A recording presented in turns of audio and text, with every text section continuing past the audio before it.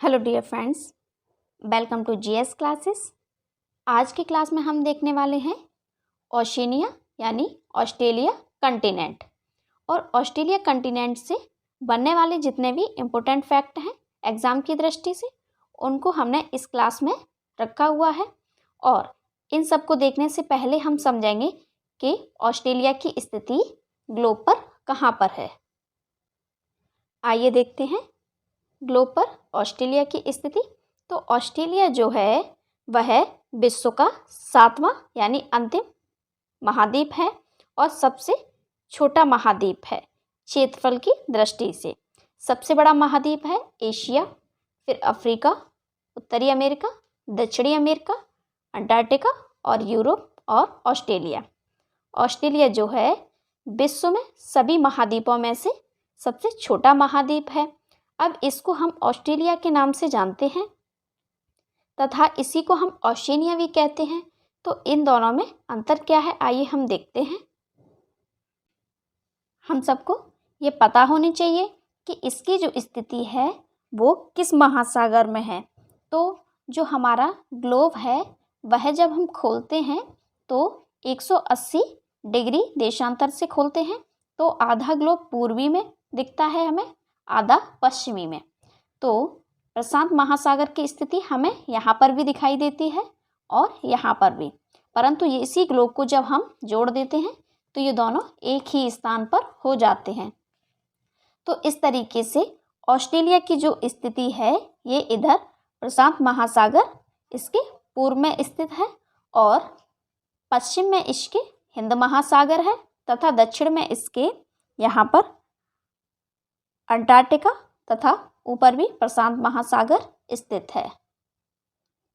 तो इस तरीके से ये प्रशांत महासागर में लगभग 85 लाख वर्ग किलोमीटर के क्षेत्रफल में फैला हुआ है और इसके आसपास जो द्वीप समूह है इन सभी को मिलाकर हम ओशिनिया कहते हैं। और ओशिनिया के अंतर्गत ऑस्ट्रेलिया तथा इसके आसपास के सभी द्वीप आ जाते हैं।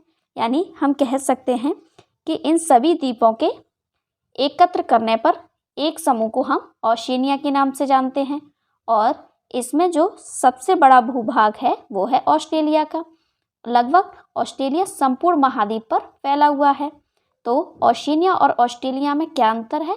ओशिनिया हम सभी द्वीप समूह की श्रृंखला को हम ओशिनिया कह देते हैं और इसी में सबसे बड़ा भूभाग है ऑस्ट्रेलिया। इसकी स्थिति की बात करते हैं हम, तो इसकी स्थिति दक्षिणी गोलार्ध में है। यहाँ से विषुवत रेखा को हम निकालते हैं तो इसकी स्थिति जो है दक्षिणी गोलार्ध में पड़ती है। आकार की दृष्टि से यहाँ पर जो है 3 प्रकार के द्वीप समूह हैं। एक तो ऑस्ट्रेलिया हो गया, दूसरा ये पापुआ न्यू गिनी तथा नेक्स्ट थर्ड है हमारा न्यूजीलैंड। तो 3 प्रकार के यहाँ द्वीप समूह हैं आकार की दृष्टि से, ऑस्ट्रेलिया और ये है पापुआ न्यू गिनी तथा ये है न्यूजीलैंड। तो इस तरीके से ये जो द्वीप समूह हैं इन सभी द्वीप समूह को हम ओशिनिया के नाम से जानते हैं। यहाँ पर और भी छोटे छोटे द्वीप समूह हैं जैसे वनुआतु, टोंगा आदि। ये छोटे छोटे प्रकार के द्वीप समूह हैं। अच्छा, ये तो हमने देख लिए आकार की दृष्टि पर द्वीप समूह। अब हम देखेंगे कि यहीं पर हमने ओशिनिया के द्वीप समूहों को हमने सांस्कृतिक आधार पर भी बांटा हुआ है। तो वो कितने आधार पर बांटा हुआ है इनको हम ओशिनिया के मैप पर ही समझेंगे। आइए नेक्स्ट देखते हैं। ये है हमारा ओशिनिया का मैप और ओशिनिया के अंतर्गत हम आकार की दृष्टि से देख चुके हैं। अब हम देखेंगे सांस्कृतिक आधार पर जो ओशिनिया के द्वीपों को बांटा गया है वो कुल 4 भागों में बांटा गया है और उनके क्या क्या नाम हैं।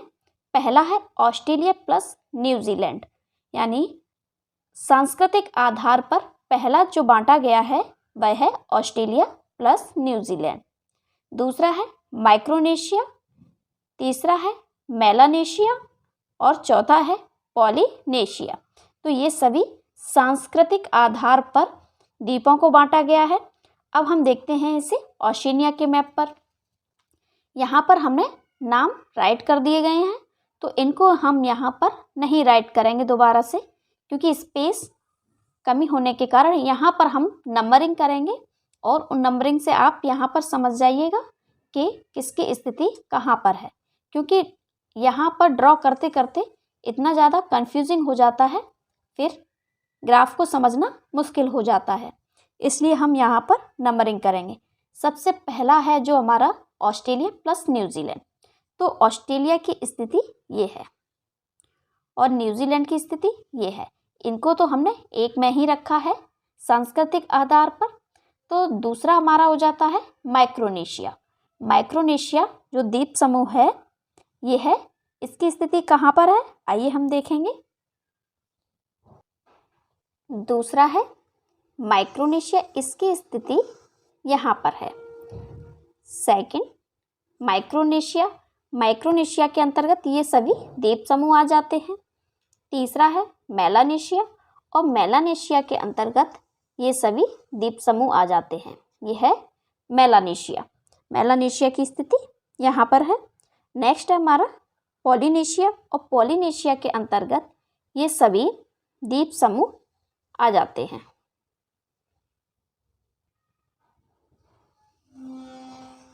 तो इस तरीके से अगर हम देखें तो ये 4 की ग्रुपिंग यहाँ पर हो जाती है।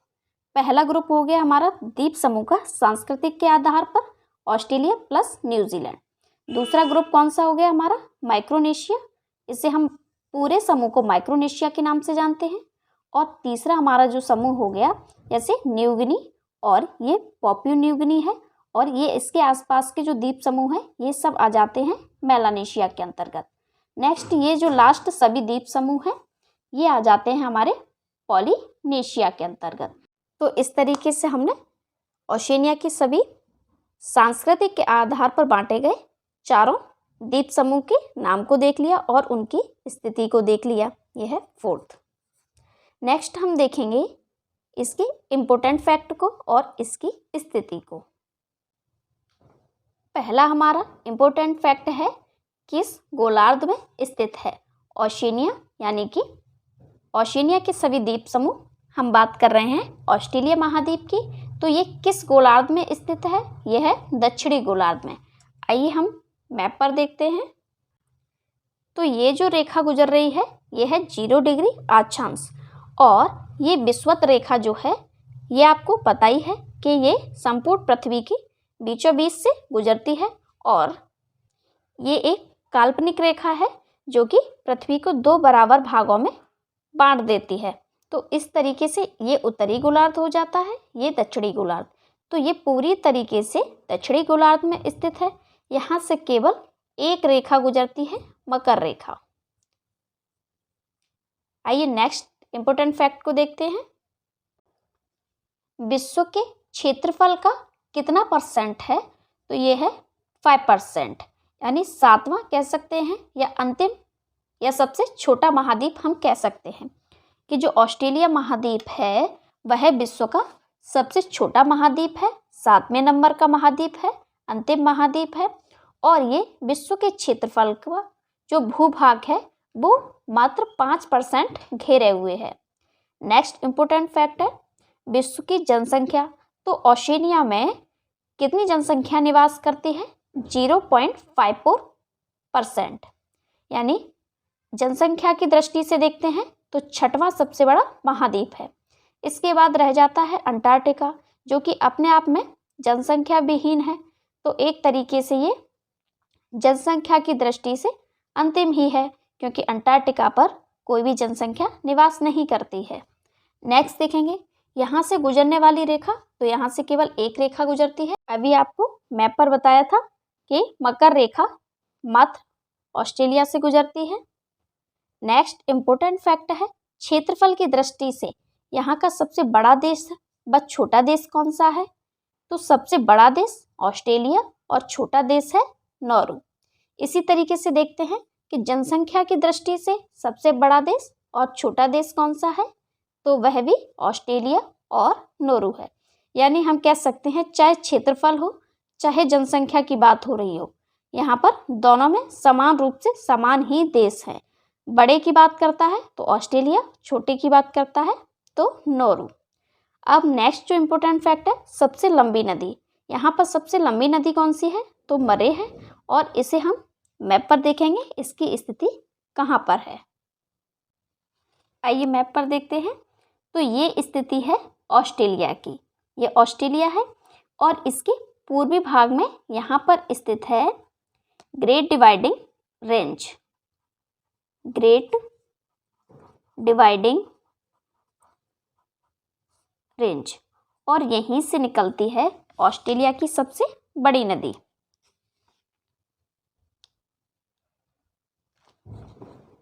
यहाँ से निकलती है डार्लिंग, जो कि मरे की सहायक नदी है। यहाँ से निकलती है मरे, और ये दोनों जब यहाँ पर मिल जाती हैं उसके बाद इन दोनों का नाम हो जाता है मरे डार्लिंग। और ये दोनों ही, यहाँ पर एक खाड़ी है स्पेंसर की खाड़ी। स्पेंसर की खाड़ी में ये अपना जल गिराती हैं।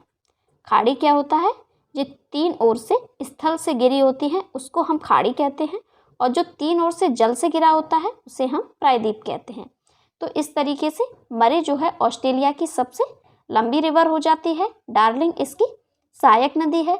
इन दोनों को संयुक्त रूप से हम मरे डार्लिंग के नाम से जानते हैं, और अंत में ये अपना जल स्पेंसर की खाड़ी में गिरा देती हैं। अब इन दोनों के बीच में एक मैदान बनता है, ये मैदान इम्पोर्टेंट है। कौन सा मैदान बनता है यहाँ पर, ये बनता है बैरिना का मैदान। बैरिना मैदान जो कि मरे और डार्लिंग के बीच में बनता है। आइए नेक्स्ट देखते हैं इम्पोर्टेंट फैक्ट को। नेक्स्ट है सबसे बड़ी पर्वत श्रेणी कौन सी है, ग्रेट डिवाइडिंग रेंज, जो कि हम अभी आपको दर्शा के बता चुके हैं। सबसे बड़ी जो रेंज है वो है ग्रेट डिवाइडिंग रेंज, और इसी के पूर्व में पड़ता है यहाँ पर ग्रेट बैरियर रीफ। इसे हम जानते हैं ग्रेट बैरियर रीफ के नाम से। ग्रेट बैरियर रीफ जो है ये विश्व की सबसे बड़ी प्रवाल भित्ति है। अगर बात करते हैं सबसे बड़ी प्रवाल भित्ति कौन सी है तो वो है ऑस्ट्रेलिया के पूर्वी भाग में और प्रशांत महासागर में ग्रेट बैरियर रीफ, ये सबसे बड़ी प्रवाल भित्ति है। आइए नेक्स्ट देखते हैं। ओशिनिया की सबसे ऊंची चोटी कौन सी है तो वो है माउंट कॉस्किको। माउंट कॉस्किको जो है ओशिनिया की सबसे ऊंची चोटी है। तो ये किस पर्वत श्रेणी की है, आइए मैप पर देखते हैं। तो ये इसी रेंज का सबसे ऊंचा शिखर है। इसकी स्थिति यहाँ पर है, यह है माउंट कॉस्किको।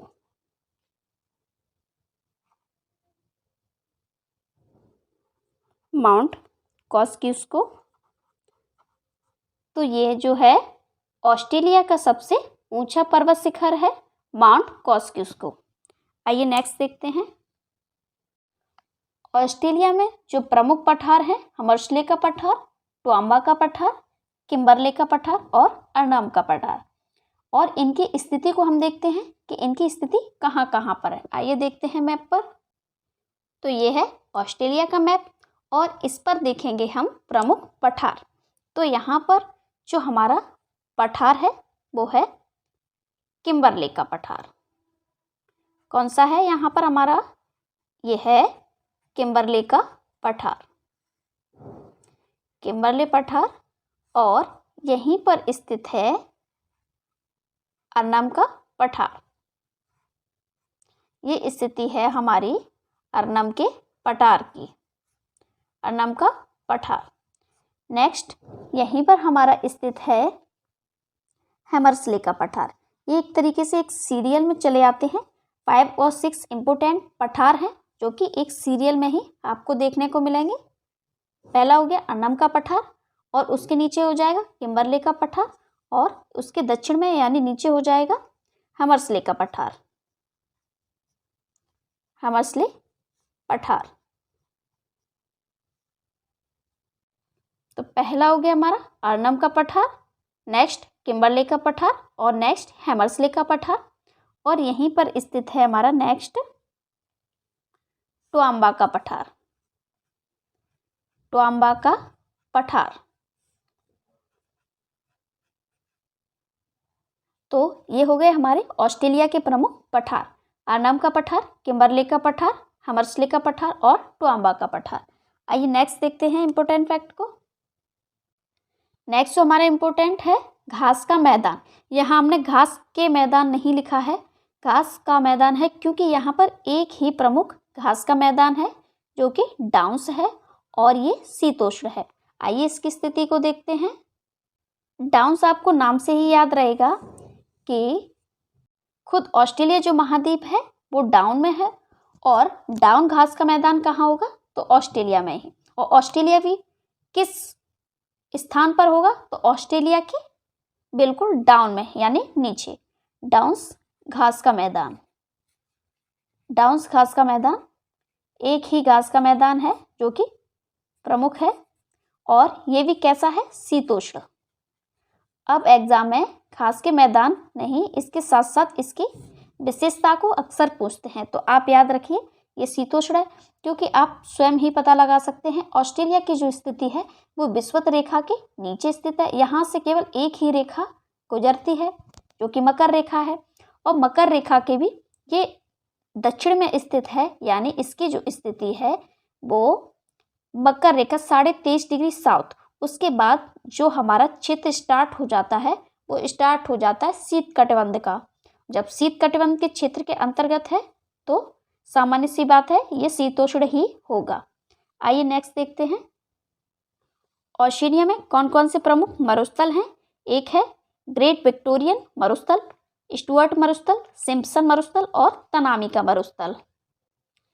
ऑस्ट्रेलिया के जो मरुस्थल हैं उनको याद करना बहुत आसान है, क्योंकि यहाँ पर मुख्यतः 5 मरुस्थल हैं। 3 तो ये सीरियल में है, और तीनों की ट्रिक ये है कि ये तीनों जी से स्टार्ट होते हैं, यानी गा से स्टार्ट होंगे। तीनों ही जो मरुस्थल हैं वो सीरियल में लगे हुए हैं और ये गा से प्रारंभ होते हैं। जैसे कि पहला है ग्रेट सैंडी, ग्रेट सैंडी मरुस्थल, ग्रेट सैंडी मरुस्थल। और इसी के यहाँ पर दक्षिण में स्थित है गिब्सन, गिब्सन का मरुस्थल, गिब्सन मरुस्थल। तीनों सीरियल में हो जाएंगे गा से। नेक्स्ट जो हमारा है ये है हमारा ग्रेट विक्टोरियन, ग्रेट विक्टोरियन मरुस्थल, ग्रेट विक्टोरियन मरुस्थल। तो ये तीनों आसानी से आपको याद हो जाएंगे, तीनों ही गा से प्रारंभ होते हैं, ग्रेट सैंडी, गिब्सन और ग्रेट विक्टोरियन। अब जो 2 रह जाते हैं उनकी स्थिति यहाँ पर है, यानी पूर्वी भाग में। तो ये कौन कौन से रह जाते हैं, ये 2 ही रह जाते हैं केवल। पहला है तनामी मरुस्थल, तनामी मरुस्थल, और लास्ट हमारा ये रह जाता है स्टुअर्ट मरुस्थल, स्टुअर्ट का मरुस्थल। तो 5 हमारे मरुस्थल कंप्लीट होते हैं, तीनों गा से हो जाते हैं, great Sandy, Gibson, great Victorian. Last 2 रह गए तनामी और स्टुअर्ट, इनको आप आसानी से आप लोग याद कर सकते हो। आइए नेक्स्ट देखते हैं। अब हम देखेंगे कि ऑस्ट्रेलिया से रिलेटेड कुछ इम्पोर्टेंट फैक्ट हैं, उनको भी हम यहीं देखेंगे कि ऑस्ट्रेलिया को जो है हमने 6 प्रांतों में बांटा है। वो 6 प्रांत कौन से हैं और उनकी राजधानियों को हम यहाँ पर देखेंगे। तो आइए हम देखते हैं। पहला प्रांत हमारा यहाँ हो जाता है पश्चिमी ऑस्ट्रेलिया, पश्चिमी ऑस्ट्रेलिया ये हमारा पहला प्रांत हो जाता है। उसके बाद यहीं से डिवाइड किया है 2 प्रांत को।